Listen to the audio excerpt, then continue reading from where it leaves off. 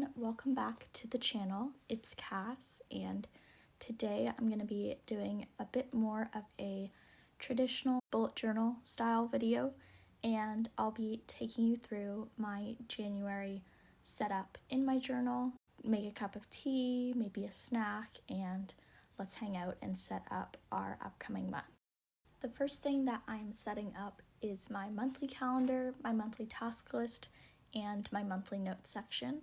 I like to take 4 pages to set this up so I have lots of room for all the details I might need to write down, so I don't feel pressured to maybe not write something down because it doesn't fit well into my spread. Right now I'm doing my monthly view or my monthly log.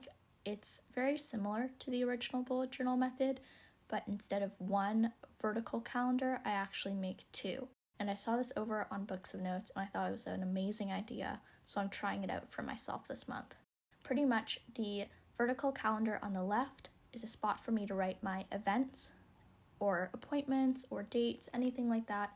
And then the calendar on the right is specific for birthdays. I really like this because sometimes birthdays can get lost in all the shuffle and dates I have going on, and I have a bit of a paranoid fear that I may forget a birthday, and I would really hate to do that, so having them on a separate calendar makes me a lot more calm and ensures that I will remember everyone's birthday.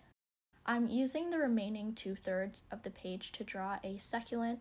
This succulent is inspired by my lovely friend who gifted me this giant succulent the other day, and I wanted to incorporate that into my spread. Now I'm moving on to the second half of my monthly setup, or the monthly calendar part of my setup. This is my task list and my notes pages. My task list is for all of those to-dos and things that I need to get accomplished in the month that maybe don't fall under a specific week or fall into a week that's not set up yet. And my notes page is for random notes that I need to record. Things that I put in here include the schedule for the hockey games. I'm a big Toronto Maple Leafs fan, so I like to know when the boys are playing, as well as any other notes on due dates or things for my grad school program. So now we are moving into my mental inventory. This is a kind of goals related spread, I would say. It's very much based off of Ryder Carroll's mental inventory, which he mentions in his book, The Bullet Journal Method. I've adapted it to also include a spot for me to write down my goals for the month. Pretty much, I divide this spread into 4 sections: what I am working on, what I should be working on, what I want to be working on, and then once I've gone through these 3 areas, I write down my goals. I also included a nice big succulent in the middle because I thought that looked quite lovely. Now we are going into the habit tracker. I am very new to habit tracking, so I use it a bit differently than what I've seen over on YouTube.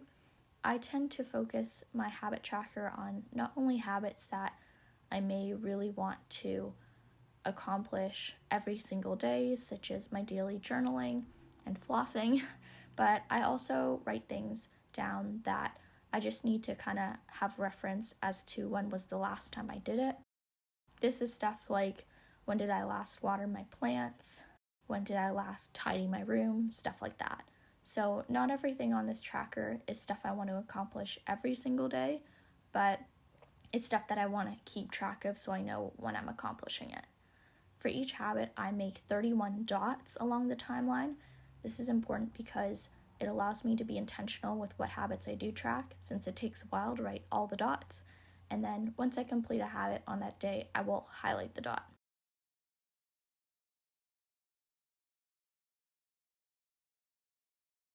The final spread I'm doing is my weekly setup, and this spread was a little bit of a struggle because it was getting really dark out, so I couldn't really see the page very well, but I'm pretty happy with how it turned out considering I couldn't see.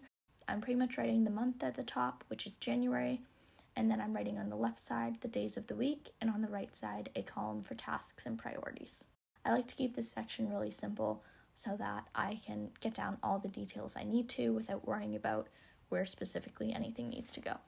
Now we've come to the end of this plan with me.